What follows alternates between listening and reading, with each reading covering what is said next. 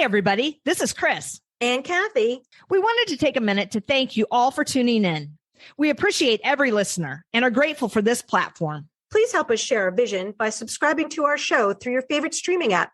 Follow us on Facebook, Instagram, TikTok, and YouTube at Petability Podcast. Check out our ever-growing list of affiliates and sponsors. Simply go to the show notes for information and links. And be sure to use our promo code PETPOD22, that's PETPOD 22, on checkout to receive your discount from our affiliates. And now, here's a word from our sponsor. Hi, I'm Alon Landa, CEO of Medcovet, and I'm a proud sponsor of Petability. We decided to partner with Chris and Kathy because, like them, we want to empower all pet owners who are trying to do the most for their pets. At Medcovet, we specialize in advanced home laser therapy for pets. Laser therapy is a safe and effective treatment for common conditions like arthritis and wounds, and it relieves pain for most conditions caused by inflammation.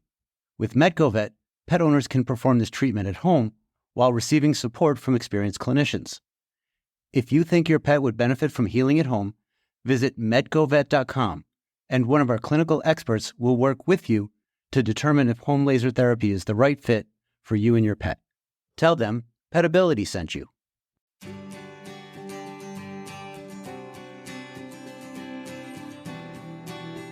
I think sharing information is key in helping these animals progress and giving them the ability to live better lives.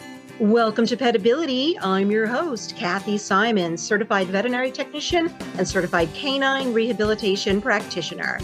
And I'm your host, Chris Cranston, licensed physical therapist and small animal physical rehabilitationist. Our podcast provides interviews and information to help your pets live their best lives. Good afternoon, my friend Kathy. How are you this fine day? Good afternoon, Chris. I am doing all right today. Had a fantastic weekend and I'm ready to go. Ready to rock, huh? Ready to rock and roll. Yeah. All right.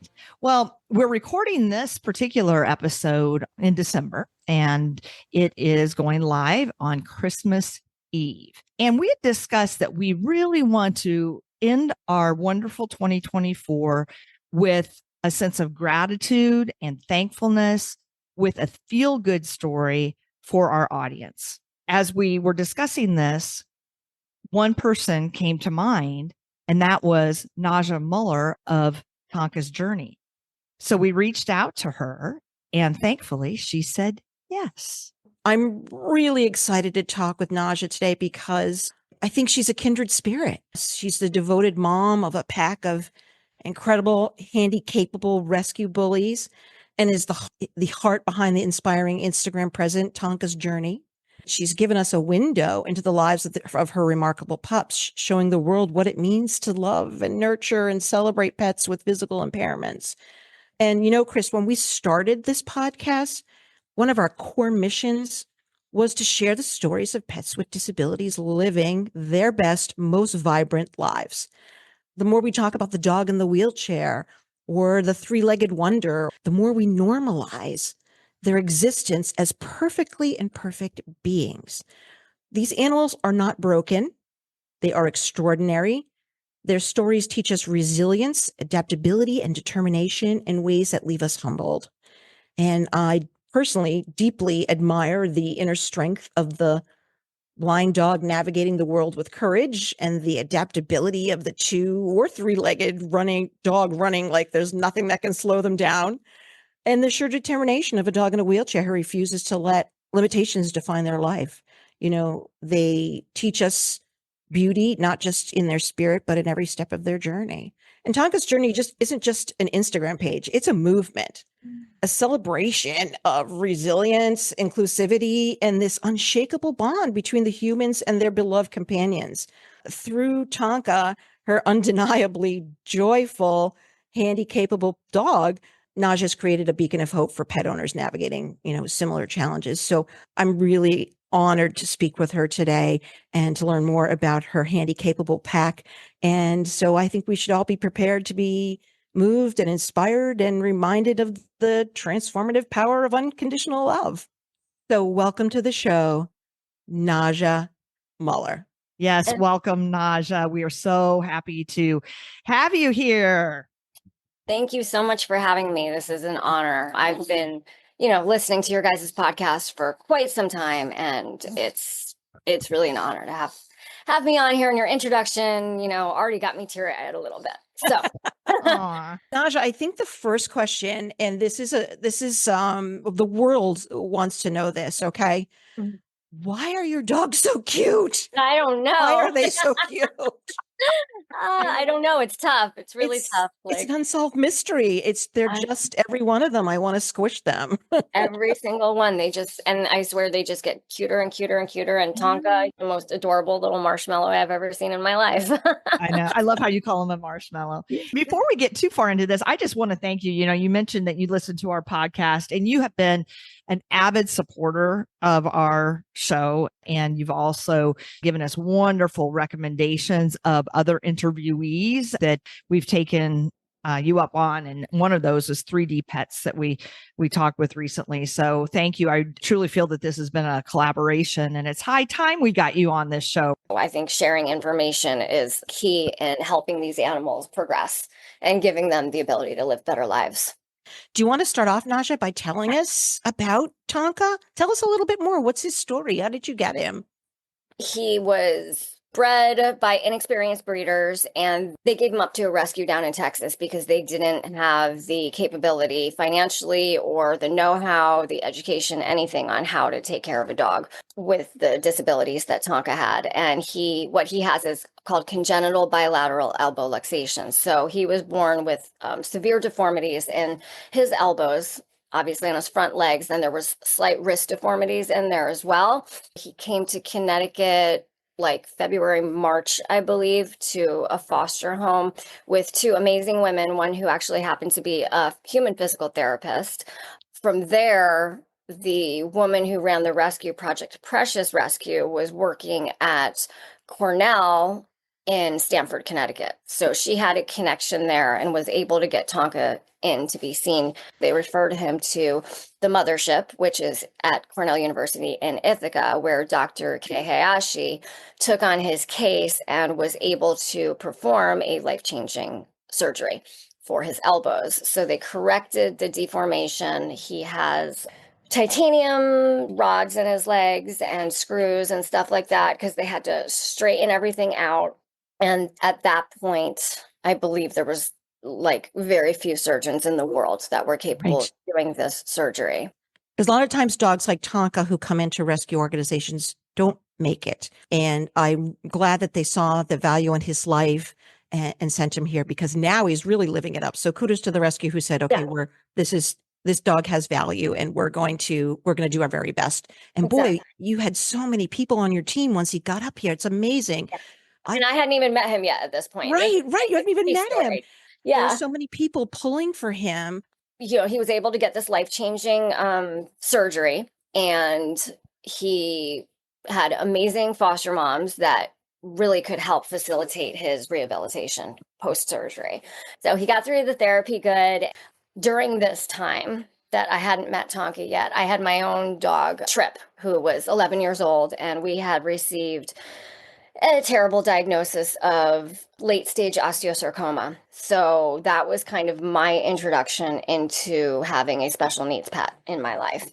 I had to figure out how I was going to manage this, how I was going to do the palliative care for him. And we ended up getting him a wheelchair from Eddie's Wheels, and he lived for another 6 months. He lived a very good quality, doing it completely holistically. That, started me on my journey with taking care of a special needs pet and really understanding how to build a foundation for that. Of course, I'd been online, the months leading up to his final days, but everybody's online. We're scrolling through Facebook, and I saw Tonka a few times pop up on my feed. I'm like, this dog is so freaking cute. He had enormous ears, right? Like enormous ears, and he was like this. He was just so stinking cute.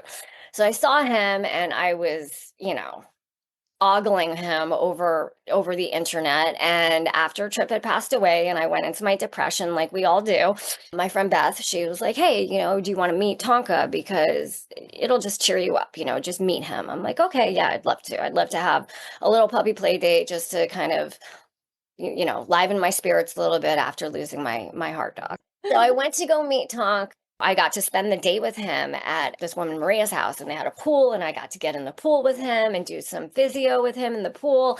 And it was just like the best day, one of the best days of my life. So, we spent the day together. And at that point, Tonka was not ready for adoption. He was still going through PT, and he was not going to be ready until he was cleared from PT, which would be many weeks from then.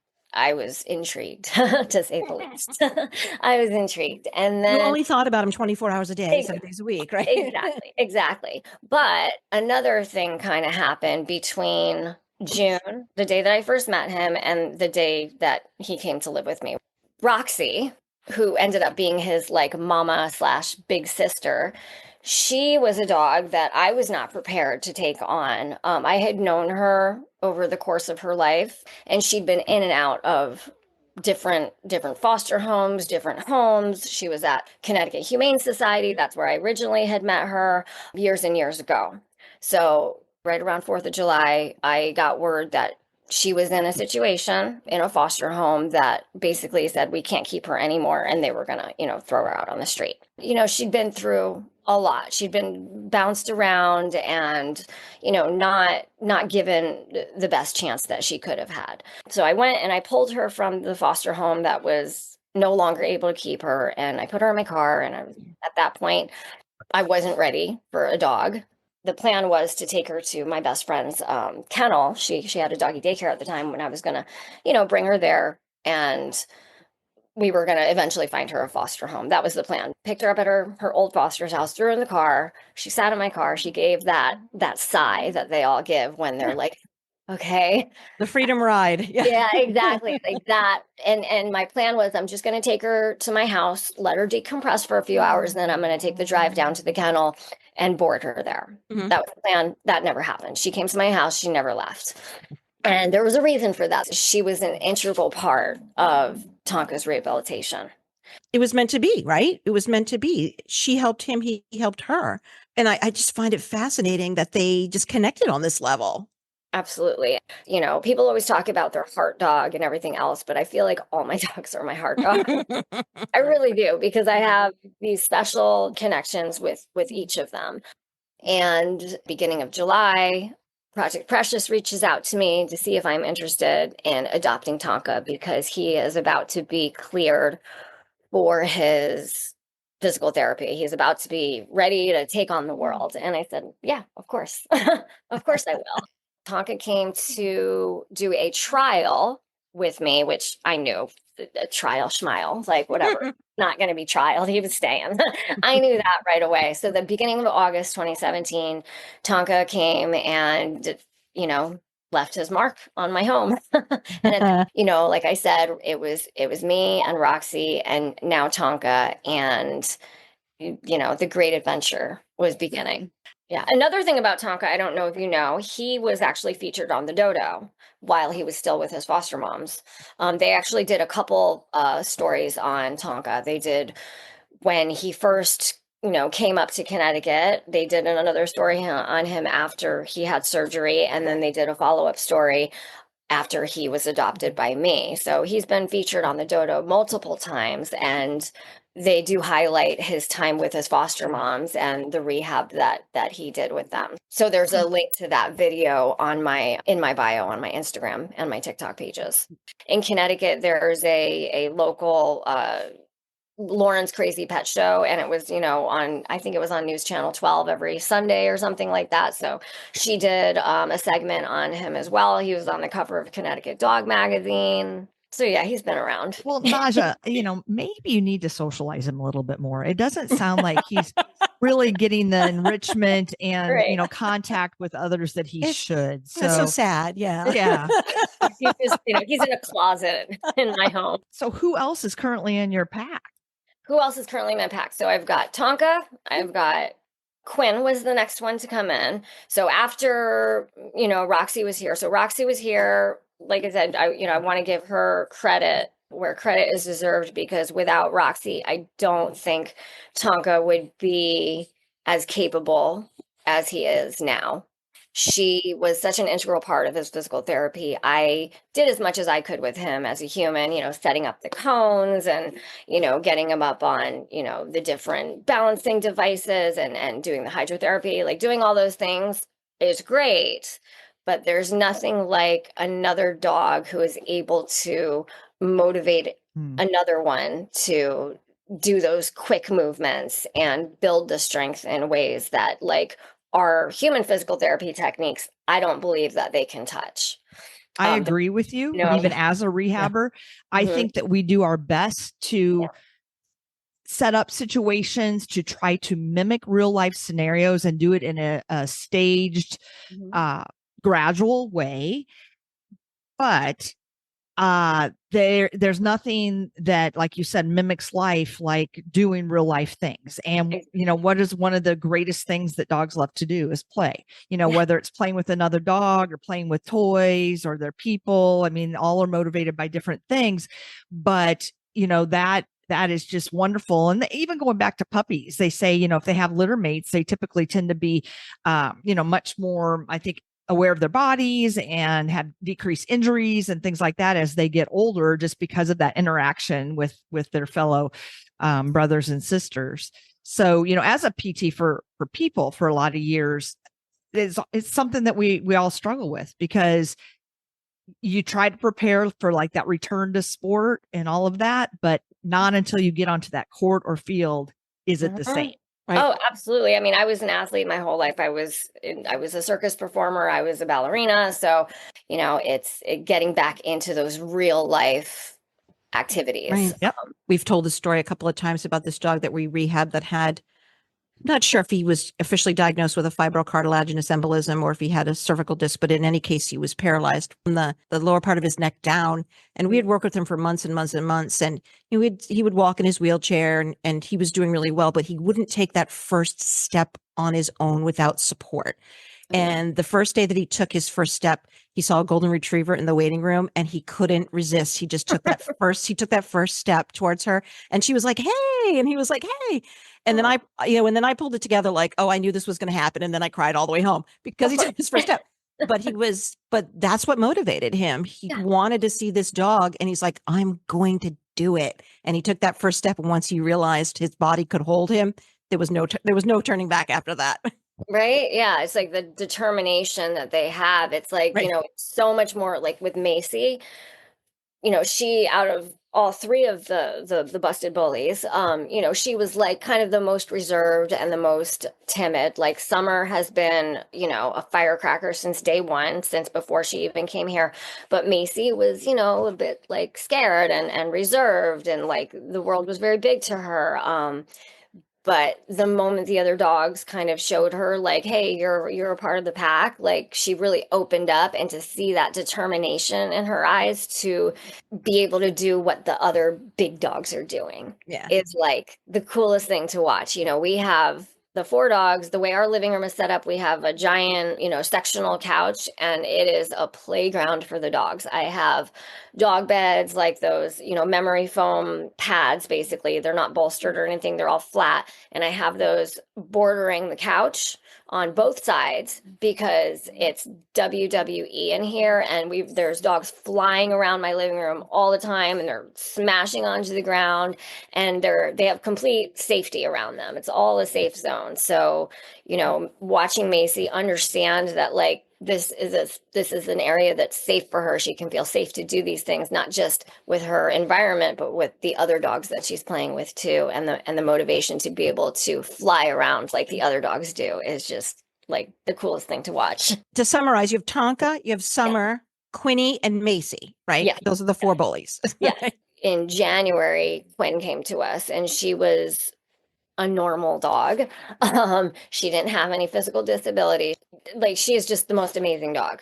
She is so, and maybe it's because she doesn't, she's grown up around other dogs that all have disabilities, so she doesn't question their ability or show any type of negative energy towards them ever. Like, she is 100% full of love, and she's super understanding of their limitations, and she pushes all of them just the same way Roxy used to push Tonka, but to not pushing them so far that anybody's going to get hurt, but just challenging them. She challenges them, but at the same time, she really understands when they've had enough. Somewhat similar to, a family, for example, that has, multiple children, and one of them is differently abled. Yeah. And, those other brothers and sisters have grown up with them. It's normalized. It's, they tease them, they, may push them around, Exactly. but they get it, right? They know how far the limits are and things like that. And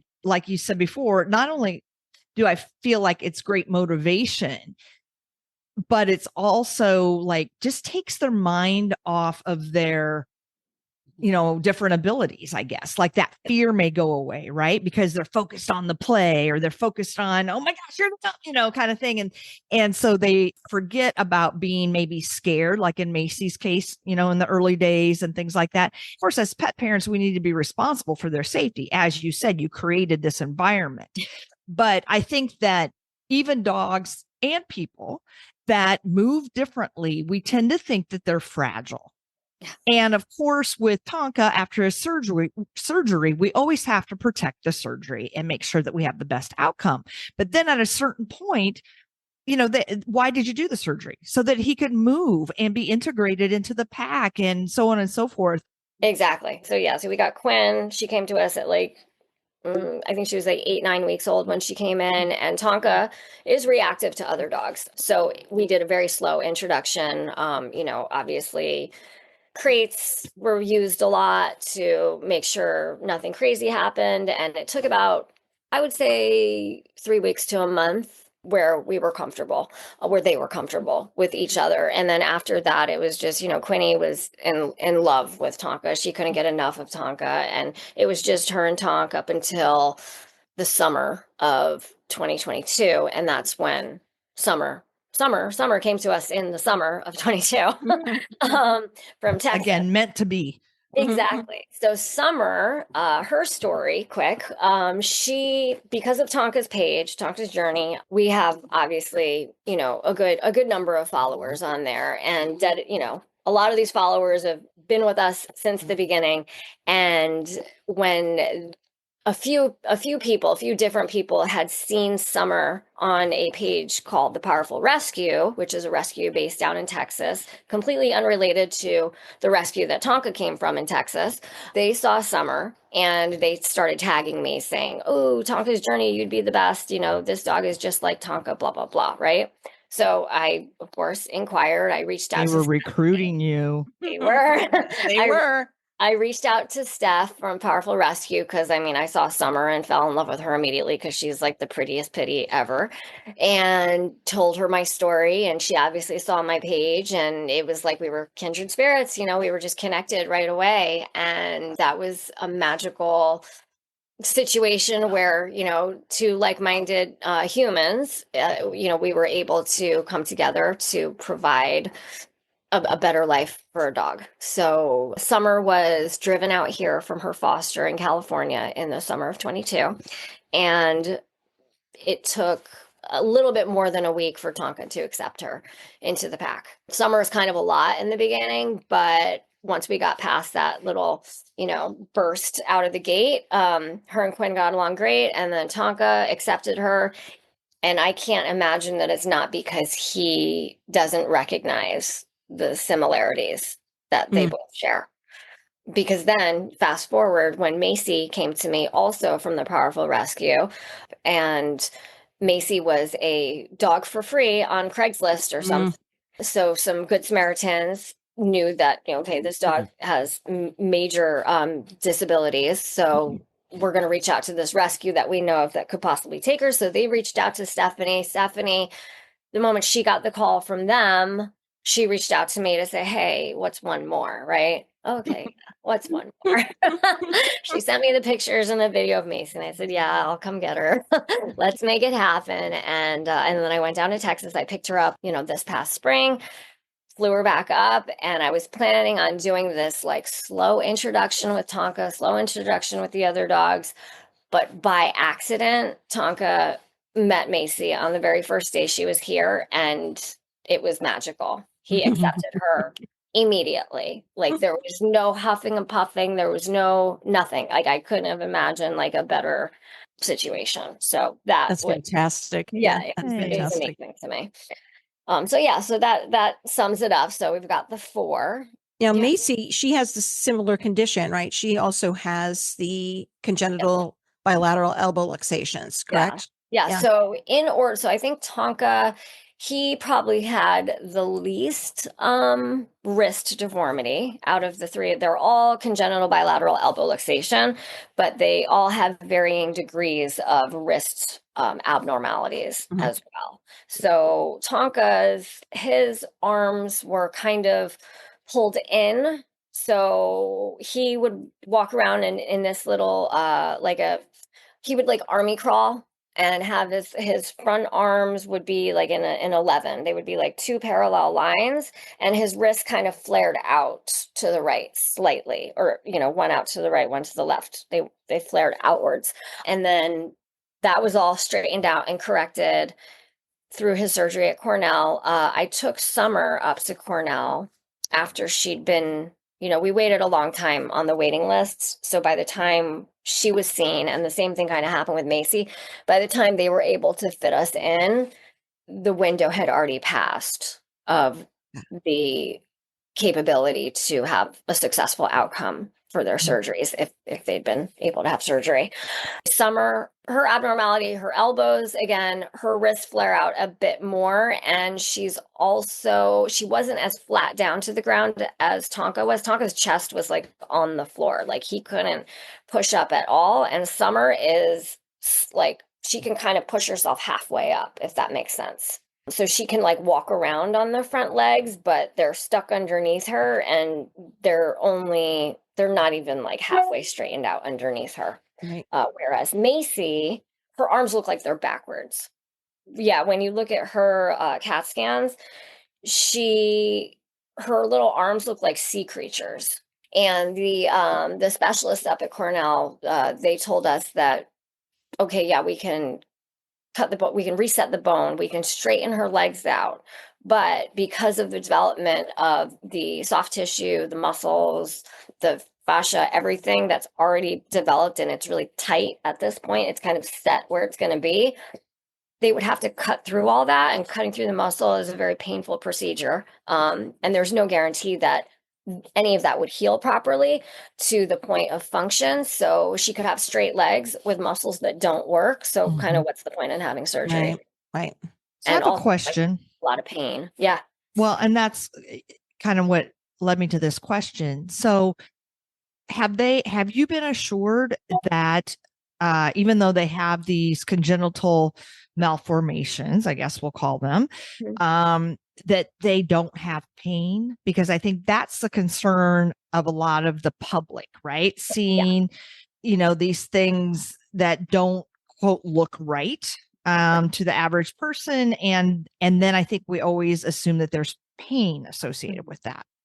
My understanding is there's not pain associated with the actual deformation, but pain can be acquired due to the compensatory movement that they have to adapt. So, with Macy, like she's basically, and Summer, they get sores on their, and Tonka also, like if you look at their videos, especially Tonka, like he's wearing shoes, he's got all these, accoutrements, because, people are like, oh, you just like to dress up your dogs and put sneakers on them.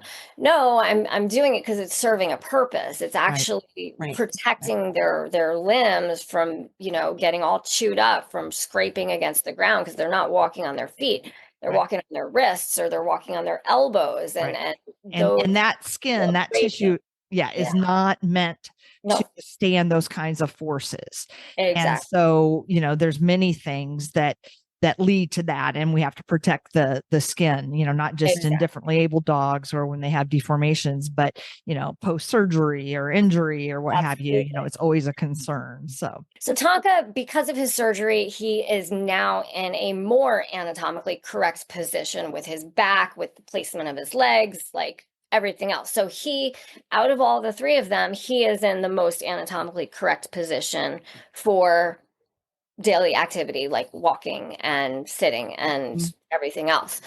The girls, they are not in that anatomically correct position, and they don't have surgery to correct it. That is why the wheels come into play, because those front wheels get their chest off the ground so that their spine can now be in a proper position to not further stress the rest of their body. So I think, as far as the pain question goes, if you were to leave these animals with no assistive devices to help correct and get them in more anatomically correct positions, then the likelihood of pain is much greater than if you are getting them the devices. I have a patient that's got hind limb deformities, little dude, little Havanese guy. And almost like you described, Naja, his legs almost seem like they're on backwards, right? And I would agree. I don't think those legs, even though they are deformed, is really what causes him pain. But the compensatory related stuff is something I'm always working on with him. And so he goes to therapy every, 2 or 3 weeks so I can work on his body. But, one of the things that made me think of, because I'm sure they've experienced this, and I know other clients who have mobility impaired or disabled dogs or some type of, physical or maybe sensory impairment. What do you say? Because I know that everybody's encountered this at least once if they have a dog like this, where people go, oh, that poor dog. Oh, that poor dog. And I know, right? Ridiculous. I mean, I had a blind dog. I had 2 blind dogs actually for a while. And people would say to me all the time, and I'm like, I assure you, this dog's life is just fine. I can assure you. But what do you say? What's your response? This is the life that they know. They don't know anything else. They're not dwelling on anything. So why are you dwelling on anything? Don't pour them. They're getting through their life just fine. They're happy. They're thriving. They're not suffering. Like people are like, oh, they must be suffering. They're not suffering. They're not suffering. They're living a better life than most humans. Your dogs are not suffering. No, I've seen and also it's, my boyfriend, he's an amputee. 2 months after we met, he lost his leg in a motorcycle accident. And people are, oh God, I feel so bad. And he's saying all the time, he's like, don't feel bad for me. Like, I'm fine. Yeah. It's like, I don't need the pity. I'm fine. I'm getting through my life just fine. I have assistive device. I have things that are helping me with my mobility. Dogs don't carry the baggage, I think. I don't think they carry the baggage. You're right. They are who they are, and they're not going to dwell on it. And I don't think they spend a lot of time thinking about it or going, oh gosh, I'm disabled, right? Yeah. That doesn't happen. They don't carry the baggage with that. They just continue on, and that's another reason to admire them. All animals, really, that their adaptability is amazing. They're so inspiring. Yeah, they're so inspiring. When Brandon was, going through the dark days after he lost his leg, it was, looking to Tonka for the light at the end of the tunnel. Because, he had, in the beginning, it's very, one day you have a leg, the next day you don't. And he's looking at Tonka, who's getting up every day with the disability that he has, and he's still pushing through, and he's still making the best out of his life, and he's not dwelling, and he's not a victim. Right. So Brandon learned a lot from that, and I also learned, from that by sitting back and watching all this. So it really shaped your perspective on resilience and hope, right? And love. Yeah. 100%. It profoundly, shaped you, didn't it? Yes. Oh, yeah. Yeah. Oh, yes. It definitely gave me, I used to be very impatient. I'm a very patient person now. Very, very patient. But I think, I had Tonka before I met Brandon, and I feel like, I don't know, maybe Tonka came into my life to prepare me for what happened. The disability does not make the person. Right. And the disability doesn't make the animal, right? Yeah. It's a huge commitment to have special needs animals. Like, it's a very, my daily routine is very different than someone with 4 able-bodied dogs. Right. It's a very different day, but I love it. I love it. I love it's very rewarding taking care of them, and they give so much back. So, Naja, what led you to create such a presence online, through social media, your Instagram, your TikTok, and so forth? Because I would imagine that some people may want to hide the fact that they have pets with disabilities and things like that and not draw attention. So can you speak to that, please? Absolutely. So I did not set up the Tonka's Journey page. This page was actually set up by Tonka's foster moms, and it did not have the audience that it has now. I've done a lot of work in building the page, but they did start the page, so I have to give them credit there. And I do believe that the fact that he was featured on the Dodo definitely helped to bring traffic and build some followers. Part of the agreement with me adopting him, and it was, a very lighthearted agreement, but they were like, oh, would you mind keeping up his social media page? And I said, absolutely. Dogs like Tonka, unfortunately, and I don't know if it's that there have always been a great number of dogs with disabilities out there, or if it's something that we just see more now because of social media. I'm not quite sure. Or if maybe they're surviving more now because of social media, because there's more rescues that are focusing on special needs dogs. But regardless, I think I'm doing a huge disservice to my own animals by not sharing their story. There have been many people that have reached out to me to help them, and hey, I saw that my dog has a similar disability. Like, where did you get that wheelchair? Or what did you use when X, Y, and Z happened? I think that my experience with all of their ailments, with their Tonka had skin issues at one point. So it's not just about the physical disabilities, it's just with their overall health. Like, I think that me having this page is here to help other animals. You've really created a community, and a really supportive, uplifting community. And seeing Tonka or Macy in her 3D, printed wheelchair gives people the courage to reach out and ask questions. You may have saved some dog's life by somebody going, you know what? I seen a dog on, Instagram that's in a wheelchair. I think I can do that. I think I can do that. And I know that there's a community of people out there that can support me. It's a very uplifting community. It's very inspiring. I go there for my dose of joy because I just think that Tonka's so cute. Really think about what you've done, what you've accomplished is to help normalize dogs like Tonka and Macy in the community. And that's life-saving, really. Exactly. And unfortunately, these dogs with disabilities, it's not a problem that's going away. At the end of the day, it's these animals that are paying the price for it, with the lack of genetic testing, the lack of education on what proper breeding really is, and yeah, they're freaking adorable and everything, but unfortunately, they are not going to have lives as long as normal dogs will. Because at some point, I do everything I possibly can preventatively for all of them to keep them as healthy as possible, to give them the opportunity to live as long as possible with the best health span. Knowing that their lives are likely shorter than another dog of the same breed and age, do you carry that grief with you every day, Naja? How do you deal with that? How do you deal with that anticipatory grief? How do you deal with that? I just have to kind of keep my head down and keep going. It's like, Tonka's getting older, and it hurts every day, because he's going to be 8, and with everything that he has wrong with him, it's like even a miracle that he's walking around. He has bilateral hip dysplasia. He has bilateral CCL disease. He has the bilateral elbow deformity. He has severe osteoarthritis throughout his entire body. He's got spondylosis. He's got IVDD. So if you were to look at his imaging, did a full imaging of Tonka just to see where he was, and he's like, I can't believe this dog's even walking. Like, if you look at him on paper, it's how is he even moving around? So I know that all the choices that I've made as far as keeping the inflammation down and feeding him the way that I do, and really trying to stay away from any toxic substances, is the right choice, because he's still, all things considered, doing as well as he is. So, Naja, you beautifully prepared a list of tips for potential adopters and pet parents that I think are wonderful. So again, it just speaks to you being a very valuable resource for all of us out here.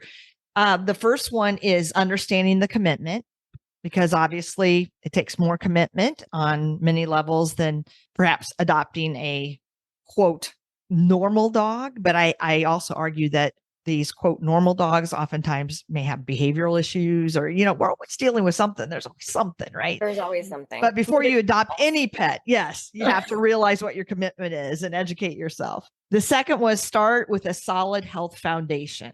So knowing, whether they're a puppy, a senior, or special needs, focusing on the things that you can control, as you alluded to, proper diet, exercise, and so forth. Pain management, we touched on that. Oftentimes, I'm not treating the primary diagnosis. I'm treating those compensations. Mm-hmm. So whether it's, the most common orthopedic injury of a CCL tear in the knee, or, a neurological dog, we're treating the compensations, because oftentimes maybe that main diagnosis can't be fixed, if you will. Investing in mobility aids. I know you mentioned, your boyfriend, Brandon, and he said, I have assistive devices. Thank goodness at this point in time in 2024, we also have multiple choices of assistive devices for our pets, whether it's the proper bed, slings and harnesses, wheelchairs, we've mentioned 3D pets, ramps. Yes. Yeah. So Naja told us about a gentleman who makes the rough ramp, and we're planning on having him on the show in 2025. So, keep those recommendations coming. But yes, so there's all kinds of things that can be done. The focus on mental stimulation and enrichment. In fact, in January, we're speaking to a repeat guest, Lori Chamberlain, who works with Fear Free Pets and is their education coordinator. And her dog recently underwent cruciate surgery. And so we're interviewing her about her very normal 1.5-year-old border collie Hero, who had surgery and couldn't do the things that 1.5-year-old border collies like to do. So talking about the mental stimulation, the enrichment, the biggest part of their brain is devoted to smells. So even if we provide unique smells to them and stimulate that way, it's awesome. And, you build a support system for all of us, but I'm heartened to hear that you also have a support system in your life to, help you. I know Brandon's instrumental in your daily life and caring for the dogs and so forth. So that's really important. And then, prevention, staying ahead of potential issues. What are they, whether it's skin breakdown or, just getting those regular checkups. You mentioned the recent x-rays for Tonka, knowing what you're dealing with and what may happen in the future so that you're empowered to prevent that. And then above all, love and patience. So, TLC and the power of touch and just being there does so much for the health and well-being of the pets that live with us. So I thank you for being you and the work that you do every day. Thank you. Before we wrap up, Naja, I would love you to tell us a little bit about the adaptive devices that Macy and Summer use from 3D Pets. I'd like to hear more about their front end wheelchairs, is what you don't typically see. So I'd like to hear more about that. Yeah, so both Summer and Macy, they have front end carts, or I call them wheelies.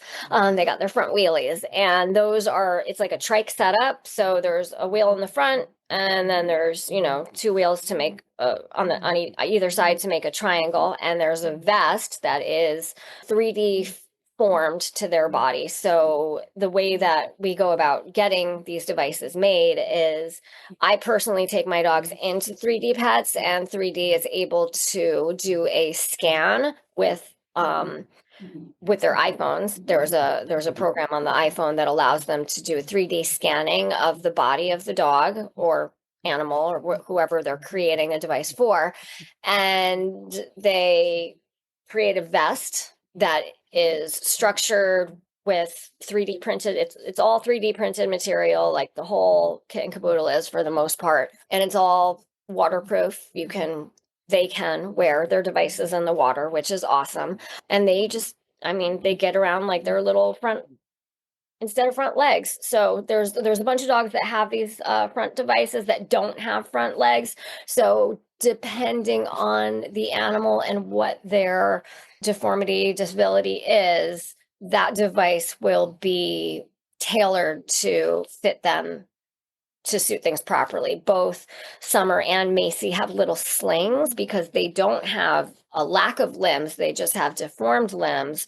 So their front arms and their chest go through like a harness, so to say, and their front arms kind of flop around. So the boys over at 3D, they created these little slings that they can rest their arms in so that nothing is going to hit the wheels. And then they've got their back legs to propel them. And I don't know if other people do it, but both my girls wear sneakers on their back feet so that they can have better traction or better grip in the floor. But also Summer, she gets going really fast sometimes and she can't stop. So if she wants to stop, she ends up dragging the top of her back feet on the ground. So Brilliant. so I got her some sneakers so that we don't have any foot dragging going on. It's like the old days when I would roller skate. Yeah. You put your toe down to, stop yourself. Exactly. I don't know if you've ever seen the Riff Ruff sneakers. I haven't seen those, no. They're awesome. They're actually like sneakers, and there's a million different booties out there on the market, and I think there's different booties that provide different purpose. My girls, like, they need support. They need, they have different needs. So really just depending on, what the issue your animal is having, there's going to be a different type of shoe on the market. Like, there's so many things out there these days. It's amazing. But I personally use the Riff Ruff brand with my kid. And on your page, you have, it must be close to 100. I didn't count, but it's pages and pages and so pages. Many links. Yeah, of products that you've used personally. Mm-hmm. And again, a great resource for those out there, if they're stumped and they don't know where to go, you've tried them and I've done all the homework. Yeah. And then I think Tonka also is using for his front legs some things from 3D Pets as well, again, to protect his paws and support him properly so that he can motor around. We had a custom, this is before I met the 3D Pets guys. He had a custom carpal brace made for his left leg because he had surgery, but, the surgery did not, give him perfect legs. So, he struggled over his left leg was already like the wonkier one pre-surgery. He had the surgery, the left leg never kind of sat right. So we got him a carpal brace, and the carpal brace was able to get his leg underneath him more, so he wasn't splayed out in the front so much when he was trying to walk. So we got him that brace, and then over time, the brace actually kind of gives him a little bit more height on the left side. So I had sneakers I was using on his right foot, but the right foot and leg, again, are not perfect. So any booties that I would use, any, shoes on the market that weren't custom made for him were twisting, and they wouldn't stay on him right. They would work for a little while to have to constantly readjust the foot. So last year, after I had met the guys at 3D Pets and I had, a bit of a relationship with them because of Summer, and this was before Macy came along, I kind of got in their ear about, hey, can you guys help me? Can you help me create something? Like, this is what I have pictured in my mind for Tonka to help his right foot kind of even out with the left foot with the carpal brace. And they printed me a 3D shoe for him. So it's kind of like an orthotic shoe, I guess maybe you'd call it. And a little leg lift, I think. I think they make one for ducks too, if I'm not mistaken. Yeah. And so go for ducks. I think they do make a shoe for a duck. Yeah. So creative over there. So creative. It is. It's amazing. And with 3D printing, there's just so many possibilities. It's really exciting to kind of watch that development go on. I agree. So Naja, we're wrapping our show up here. Is there anything else that you would like to share with our audience? Absolutely. So over the years of, being Tonka's mom and mom to these other awesome girls, I have done so much education on my own. And I was fortunate enough to be invited to partake in a course to become a certified holistic pet health coach. So I do have my certification for that now. And that is something that I utilize every single day. The knowledge from that, not just with my own pack, but obviously with, the clients that come to me that are looking for other ways in addition to the conventional methods or in addition to other methods they're already using. But I've got a lot of knowledge as to how to support your pet in a more holistic manner. So if anybody ever wants help in any facet, it doesn't have to be just with, dogs with disabilities. That is my specialty. And I would say my focus is also pain management on the holistic end, because one thing I do want to mention, these guys do have their physical deformities, but it not only affects them, it affects dogs as young as 2 years old now. Osteoarthritis, like that, there needs to be a lot of attention brought to osteoarthritis in our animals, and how to be proactive about getting ahead of it for your pets, because your dogs don't have to be born with disabilities to suffer from this, unfortunately. Yeah. And pain is one of the top reasons for elective euthanasia. So it's, being educated about that, being proactive about it. And that's my goal for these guys and for other people's pets too. Tell us, where do people find you? Well, I'm in the process of building my website and everything right now. So you can email me directly you can either do Naja or Tonka at greenpawsct.com. That's the best way if you want to, get in touch about the holistic pet health coaching. And I'm in the process, like I said, of building my website and kind of getting that business end of the health coaching organized. So as far as the socials go, you're on Instagram, TikTok, Facebook? Yes. And do they have a similar handle? So it's Tonka's Journey for everything, but Instagram is Tonka's _journey, Tonka's .journey for TikTok, and then just Tonka's Journey for Facebook. I want people to understand that creating a team of professionals for the care of their pet is the way to go. You don't want to just rely on one vet or, one this or one that, because there's knowledge coming from so many different places. And taking care of these guys, it's a multimodal approach. I'm doing a ton of things at home with red light therapy, PEMF mats, massage, myofascial work. These are all, techniques that I've learned to do on my own as well. Outside of the home, I'm taking my dogs for acupuncture and chiropractic with my integrative vet. We're also getting stem cell therapy done. And then more local, I go to Wizard of Paws with Deb Chiraka. I love her. She's amazing. And she's been working with Tonka for some time now. And we do shockwave, we do hydrotherapy over there. She rubs his little booty for him and he loves it. So yeah, there's just a ton of things, nutrition, herbs, CBD. Yeah, all kinds of tools that I have that I use. There's a list on the link in my bio on my social media that highlights some of the products that I use, as well as there's more videos that highlight Tonka and his journey that anybody can check out at any time. Speaking of those videos, what I wanted to mention earlier when you were talking about the 3D pets wheelies is there's the video where you have Tonka and is it a sidecar? Oh yeah. And then Summer doesn't want to be left behind. So she's running after you in her wheelies. I mean, she doesn't slow down. So again, the gift of independence and mobility is just so freeing for them. And again, we're lucky to have all kinds of resources, assistive devices and the modalities that you just mentioned. And I really, respect you, and I want you to keep fighting the good fight. We're here to help you in any way we can. Okay. Thank you so much. It was so great talking to you guys today. And all you pet parents out there, if you've got dogs with disabilities, find an alternative to help them continue to thrive and live their best life. If they can't walk anymore, get them a stroller. If they enjoy the wind in their ears, I have a sidecar with the motorcycle. There's all these different things that they don't have to be doing the dog thing, but they can still enjoy life. And you can enjoy that life with them. Tonka's been your co-pilot for 8 years. Yeah.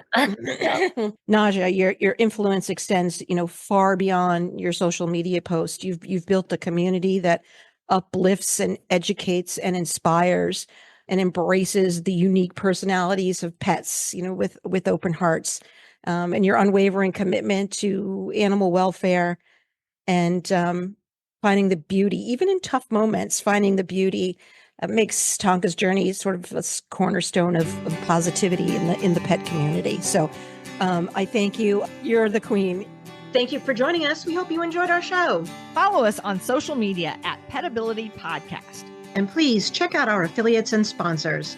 Simply go to the show notes for information and links. Thank you, and tune in next time.